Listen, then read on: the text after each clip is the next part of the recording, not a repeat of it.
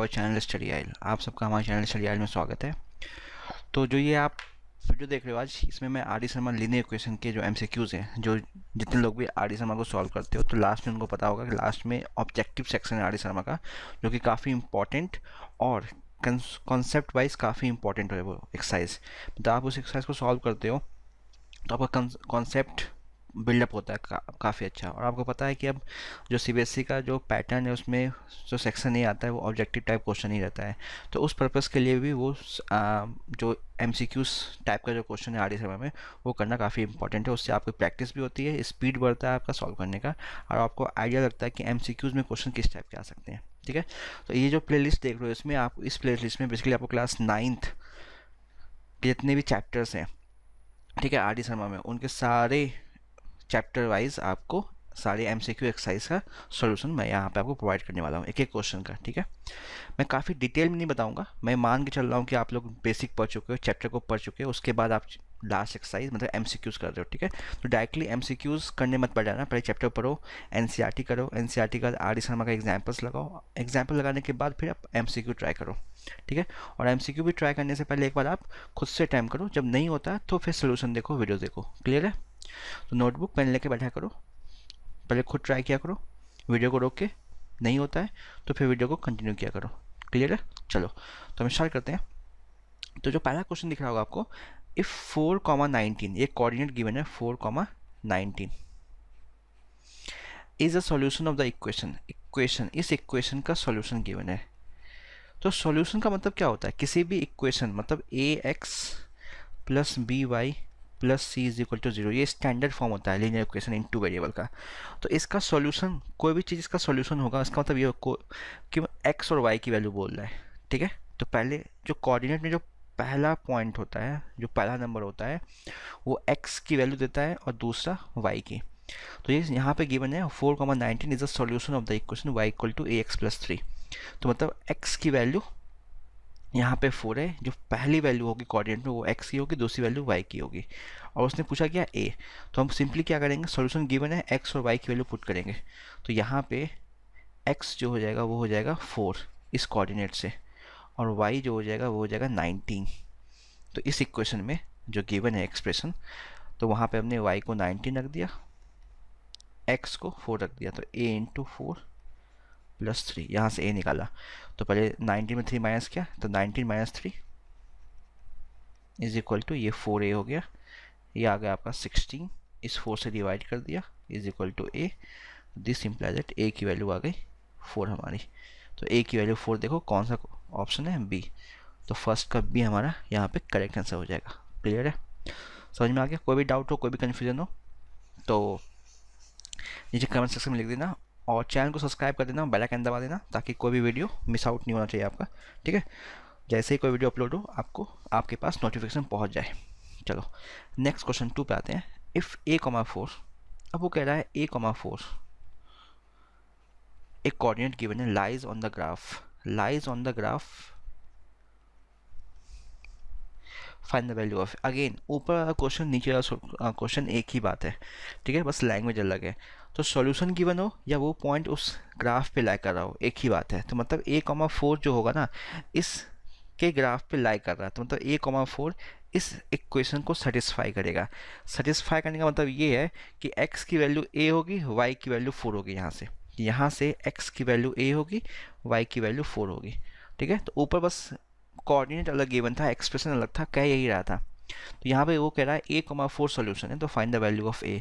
तो again equation given है, उसमें हमने x की जगह a रख दिया, y की जगह 4 रख दिया, इक्वल टू 10 है। तो 3a is equal to 10 minus 4, तो a is equal to 10 minus 4 6/3 2। a की वैल्यू 2 आ गई। अब देखो a की वैल्यू 2 कौन सा ऑप्शन है, c। तो c हमारा यहाँ पे करेक्ट आंसर आ गया। ठीक है, सॉल्यूशन का है, लाई कर रहा है, सेटिस्फाई कर रहा है, सब एक ही वर्ड है, मतलब उसका आंसर गिवन है, एक्स और वाई की वैल्यू गिवन है। चलते हैं नेक्स्ट पे। अब नेक्स्ट क्वेश्चन है, the graph of the linear equation 2x minus Y equal to 4। Graph of the linear equation, एक लीनियर इक्वेशन गिवन है।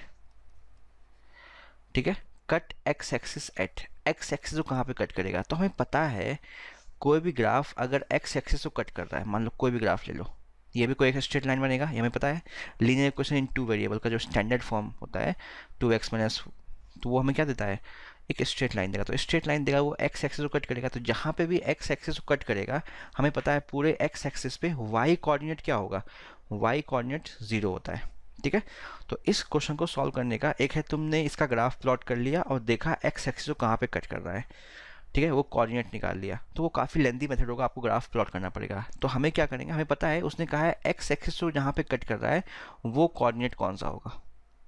ठीक है, तो हमें पता है एक्स एक्सिस को जहाँ पे भी कट करेगा, मतलब यहाँ पे कट कर रहा होगा या यहाँ पे कर रहा होगा या यहाँ पे कर, कोई एक इसका ग्राफ मान लिया मैंने, हमें नहीं पता, हमने बस एक रैंडम लाइन प्लॉट कर लिया। हमें पता है कि इसका जो एक ग्राफ जो बनेगा वो स्ट्रेट लाइन आएगा।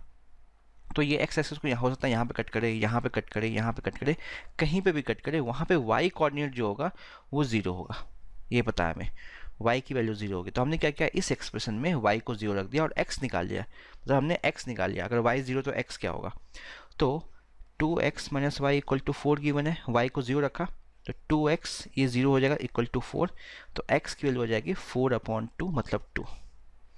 ठीक है, तो x की वैल्यू 2, y की वैल्यू 0, तो कोऑर्डिनेट क्या आ जाएगा, x पहले लिखते हैं 2,0।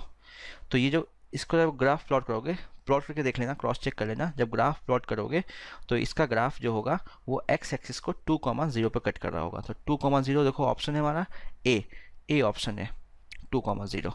तो यहाँ पे आंसर क्या हो जाएगा 2,0। क्लियर है।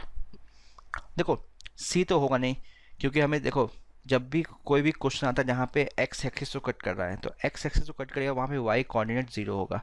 अगर वाई एक्सिस को कट कर रहा है वहाँ पे एक्स कोऑर्डिनेट 0 होगा, याद रखना है इस बात को। तो ऑप्शन सी और डी में उसने वाई एक्स कोऑर्डिनेट को 0 कर दिया। देखो एक्स कोऑर्डिनेट 0 है, तो पॉसिबल ही नहीं है सी और डी, ए और बी में से कोई एक होगा।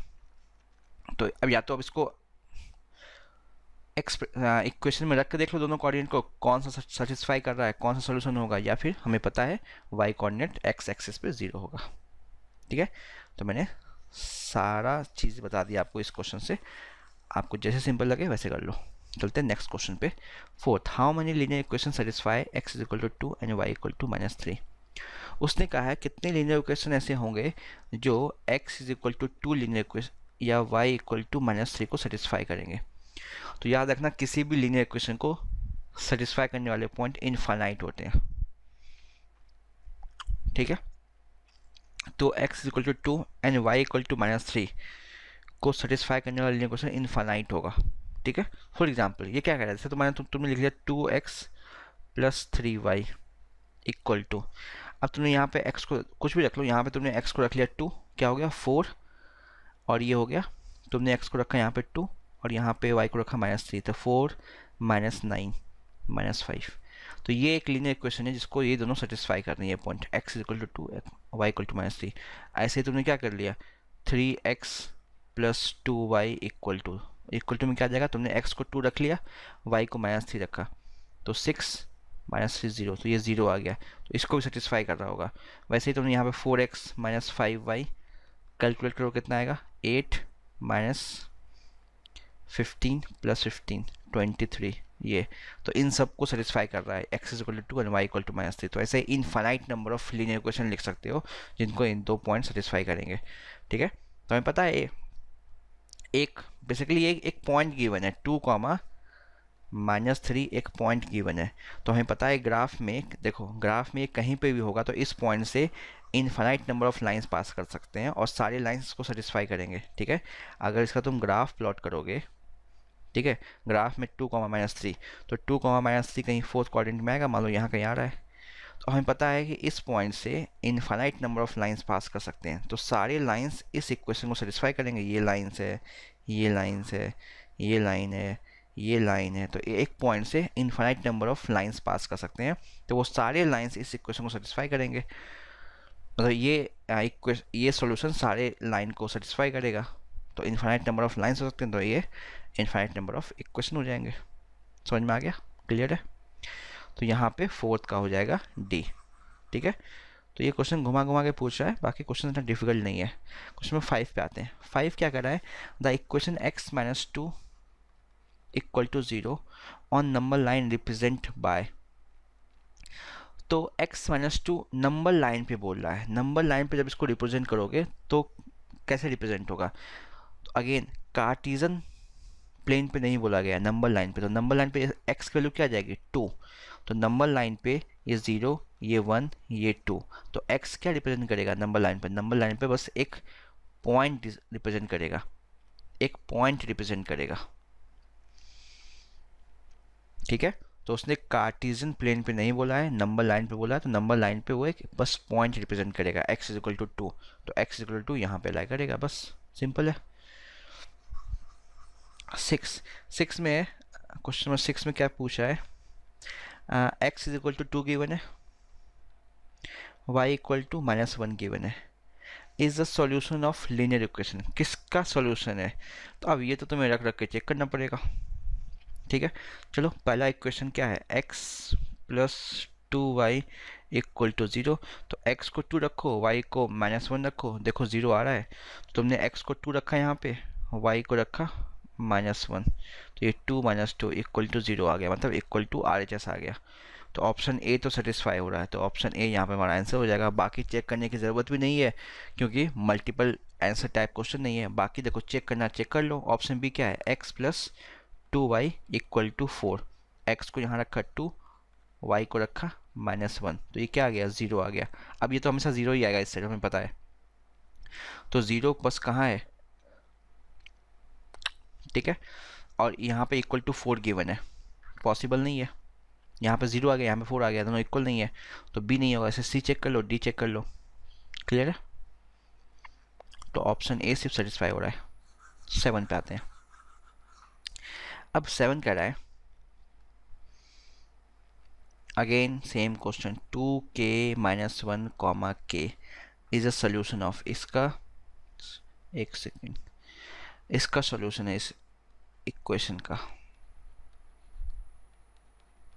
तो k की वैल्यू क्या होगी? तो ये कोऑर्डिनेट इसका सोल्यूशन है, मतलब x की वैल्यू 2k - 1 है, x की जो वैल्यू यहाँ से 2k - 1 है और y की जो वैल्यू है वो k है। तो यहाँ से x और y को रिप्लेस कर दो, तो x को रिप्लेस किया, 10 बाहर है, 2k - 1 -9y, y क्या है? k equal to 12। अब एक इक्वेशन बन गया, k वेरिएबल है, k को सॉल्व करना है। तो 10 into 2k 20k -10 -9k is equal to 2। 20k -9k 11k, 12 plus 10 is equal to 22। तो k is equal to 22 upon 11 is equal to 2। तो अब देखो ऑप्शन में k की वैल्यू 2 कहीं पे है, बी मैच कर रहा है, तो 7 का आंसर हो जाएगा बी। क्लियर है, सिंपल क्वेश्चन सब है, ज़्यादा डिफिकल्ट नहीं है। चलते हैं नेक्स्ट है हमारा क्वेश्चन नंबर 8। अब 8 में देखो उसने क्या कहा है, distance between the graph of the equation x is equal to -3 and x is equal to 2। तो अगेन यहाँ पे कौन सा फॉर्म है? x is equal to k का फॉर्म है। तो हमें पता है x is equal to k का फॉर्म जो ग्राफ होता है वो क्या होता है? एक line parallel to y axis passing through point k, 0। कहाँ से पास करेगा? k, 0 पे।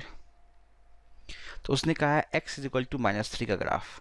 तो x इज इक्वल टू -3 का ग्राफ क्या होगा? Line parallel to y axis, एक लाइन होगी जो पैरेलल टू y एक्सिस होगी, कहाँ से पास करी होगी? -3, 0 से। और दूसरा उसने क्या बोला? x is equal to 2। तो x is equal to 2 again इसी फॉर्म में है, तो a line parallel to y axis passing through point 2, 0। तो यहाँ पे जो भी होगा y कोऑर्डिनेट 0 कर देना। तो देखो अब ग्राफ अगर प्लॉट करने जाओ इनका, तुम्हें पता है, तो a line parallel to y axis passing through -3, 0। तो -3, 0 माने यहाँ कहीं पे -3 पॉइंट है, तो यहाँ से एक लाइन पास कर रहे होगे पैरेलल टू y एक्सिस। और ये 2, 0 a line parallel to y axis passing through 2, 0। तो ये पॉइंट होगा 2, 0। तो ऐसा लाइन बनेगा यहाँ पे, ये 2, 0 पॉइंट है और ये पॉइंट -3, 0 है। तो उसने कहा है डिस्टेंस बताओ, डिस्टेंस बिटवीन द ग्राफ। तो ये डिस्टेंस उसने पूछा बेसिकली, ये डिस्टेंस उनके बीच का, ये डिस्टेंस ये पूछा है। तो हमें पता है यहाँ से यहाँ डिस्टेंस कितना हो जाएगा? 3 यूनिट, ठीक है। -3 मतलब डिस्टेंस बता रहे हैं हम तो पॉजिटिव में, यहाँ से यहाँ 2 यूनिट। तो 3 + 2 टोटल दोनों लाइन के बीच में डिस्टेंस कितना हो जाएगा? 3 + 2 5 यूनिट, तो अब देखो 5 यूनिट कहीं पे आंसर है 5, ऑप्शन डी। तो डी यहाँ पे करेक्ट हो जाएगा। तो याद रखना x is equal to K line parallel to y axis passing through k comma 0। अब k 2 है तो 2 कॉमा 0 हो जाएगा, -3 तो -3 कॉमा 0 होगा, 5 है तो 5 कॉमा 0 हो जाएगा, 5/2 है तो 5/2 कॉमा 0 हो जाएगा। अगर यही यहाँ पे होता है अच्छा नेक्स्ट में क्वेश्चन में है y वाला, तो वो भी देख लेते हैं, ठीक है। अब नेक्स्ट जस्ट इसी का अपोजिट है कि वो कह रहा है क्वेश्चन नंबर 9 में कि अब y का इक्वेशन गिवन है, तो मतलब y इक्वल टू k का फॉर्म गिवन है। तो 9th में y इक्वल टू k का फॉर्म गिवन है ये। तो इसका ग्राफ कैसे बनेगा, a line parallel to x axis passing through k comma 0। कहाँ से पास करेगा, k कॉमा 0 और x एक्सिस के पैरेलल होगा। तो पहला इक्वेशन है y इक्वल टू -1, तो एक लाइन होगी जो पैरेलल टू x एक्सिस होगी, कहाँ से पास कर रही होगी, -1 कॉमा 0 पॉइंट से। और दूसरा है y इक्वल टू 3, तो अगेन एक लाइन होगी parallel to x axis passing through, sorry यहाँ पे पासिंग थ्रू कहाँ क्या हो जाएगा 0 कॉमा -1, y कोऑर्डिनेट रहेगा x 0 हो जाएगा और यहाँ पे 0 कॉमा 3 हो जाएगा, ठीक है। तो जब x इक्वल टू k था तो y कोऑर्डिनेट 0 था, जब y इक्वल टू k तो x कोऑर्डिनेट 0 हो जाएगा। अब देखो इसका अगेन ग्राफ प्लॉट करोगे, ठीक है। तो y equal to -1, a line parallel to x axis passing through -1 comma 0, तो -1 कॉमा 0 कहीं भी यहाँ पे होगा, तो यहाँ से ऐसे पास कर रहा है एक लाइन पैरेलल, x एक्सिस के पैरेलल है। और दूसरा 3 कॉमा 0, तो 3 कॉमा 0 यहाँ कहीं मान लिया, तो ऐसे पास कर रहा है। तो ये 3 कॉमा 0 0 कॉमा 3 है और ये 0 कॉमा -1 है, और हमसे इनके बीच का डिस्टेंस पूछा गया है ये। तो हमें पता है ये 0 कॉमा 0 है, तो ये डिस्टेंस कितना होगा 3 यूनिट और ये डिस्टेंस 1 यूनिट, तो 3 + 1 इक्वल टू 4 यूनिट। अब देखो 4 कहाँ है, 4 ऑप्शन बी में है, तो हमें 9th का बी यहाँ पे करेक्ट आंसर हो जाएगा। क्लियर है, समझ में आ गया। ये काफ़ी इंपॉर्टेंट है, डायरेक्टली करना, ग्राफ प्लॉट करने के फिर में मत रहना। क्वेश्चन नंबर 10, चलते 10 पे। तो अब देखो 10th थोड़ा सा लेवल 2 का है, तो यहाँ पे अब दो मेथड है सॉल्व करने का। एक तो बेसिक, उसने कहा है graph of the equation 4x + 3y = 12 cuts the coordinate axis at a and b, then the hypotenuse of right angle AOB is of length, किस लेंथ का होगा। तो हम क्या करेंगे, अगेन 4x + 3y = 12 गिवन है, तो हम यहाँ पे y को लिख लेंगे 12 - 4x अपॉन 3, y को लिख लिया। हम बना लेंगे पॉइंट जो कोऑर्डिनेट रखेंगे उनका टेबल, ठीक है। x को 0 रखा, y की वैल्यू निकाली, फिर x को 1 रखा, ठीक है। एक मेथड ये है, जब तुम बनाओगे इसका ग्राफ, ठीक है, ग्राफ प्लॉट करना, मैं पूरा प्लॉट नहीं कर रहा हूँ, ठीक है।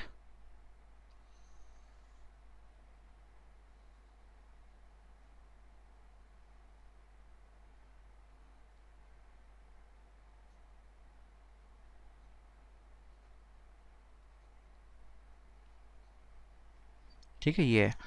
तो इसका हम ग्राफ प्लॉट करेंगे, तो ग्राफ हमें पता है कि एक स्ट्रेट लाइन आने वाला है, ठीक है।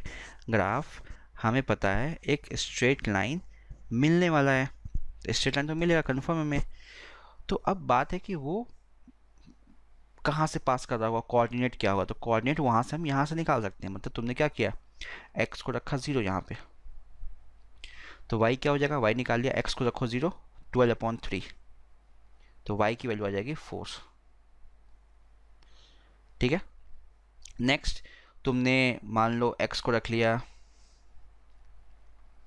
कुछ भी ले लो x को, मान लो तुमने x को ले लिया 1 या 2, या मान लो तुमने x को ले लिया 3, ठीक है। तो x को 3 रखा, तो यहाँ पे 12 - 12 हो जाएगा, तो ये 0 हो जाएगा। तो हमें पता है दो पॉइंट मिल गया हमें, एक मिल गया 4,0, तो 4,0, सॉरी एक मिल गया 0,4, तो 0,4 कहाँ होगा, 0,4 यहाँ कहीं लाया करेगा, और दूसरा मिल गया 0,3, तो एक पॉइंट ये मिला 0,4, ये तो सबको पता ही होगा, और दूसरा 3,0, इनको प्लॉट कर लो, तो 3,0 यहाँ होगा, ठीक है। तो ये 3,0 है और ये 0,4 है, इनको हमने में से मिला दिया, तो एक राइट एंगल ट्रायंगल बन गया, ठीक है। इसे उसने कहा कि एक्स एक्सिस को ए पे कट कर रहा है, एक को बी पे भी कट कर रहा है, ये पॉइंट ओ है, तो ये हाइपोटेन्यूज की लेंथ बताओ। तो अब ये लेंथ कितनी हो जाएगी, ये 3 हो जाएगी, हमें पता है थी, और ये लेंथ 4। तो पाइथागोरस से ए बी क्या हो जाएगा, पाइथागोरस थ्योरम से सबको पता होगा, पाइथागोरस थ्योरम से ए बी 3 का स्क्वायर प्लस 4 का स्क्वायर, मतलब √25 आ जाएगा, मतलब 5। तो 5 यूनिट इसका आंसर हो जाएगा, ये हमारा आंसर हो जाएगा 5, ठीक है। तो ये वैसे इसको डायरेक्ट भी सॉल्व कर सकते हो, अगर क्लास 11th में होते तो इंटरसेप्ट फॉर्म होता है लाइन का, वहाँ से भी सॉल्व कर सकते हो, ठीक है। लेकिन 9th में तुमने नहीं पढ़ा है उसे, तो हम इसी मेथड से करेंगे। ये हमारा आंसर हो जाएगा 5 यूनिट। क्लियर है, समझ में आ गया। तो ये लीनियर क्वेश्चन के, बस लीनियर क्वेश्चन चैप्टर में क्वेश्चन नंबर 10 तक ही है। तो लीनियर क्वेश्चन का चैप्टर कंप्लीट हो चुका है। अब नेक्स्ट हम कोई और चैप्टर करेंगे, ठीक है। तो अपडेट के लिए बेल आइकन दबा देना। अगर वीडियो पसंद आ रहा है, वीडियो को लाइक करो, ठीक है, शेयर करो, चैनल को सब्सक्राइब करो, और कोई भी वीडियो मिस आउट नहीं होना चाहिए, इसलिए बेल आइकन दबा देना। जैसे ही हम लोग कोई वीडियो अपडेट करें क्लास 9 का, आप तक नोटिफिकेशन पहुंच जाए, ताकि आप उस वीडियो को देख लो। क्लियर है। तो ऐसा ही सारे चैप्टर्स का एमसीक्यूज आपको इस प्लेलिस्ट में मिलने वाला है, जो कि 9th आर शर्मा का प्लेलिस्ट है। इस प्लेलिस्ट में आपको सारे चैप्टर्स के एमसीक्यू मिलने वाले हैं। तो आज के लिए इतना ही, जल्दी मिलते हैं अपने नेक्स्ट वीडियो के साथ, नए चैप्टर के साथ, एमसीक्यू के साथ। ओके, चलो टेक केयर, बाय।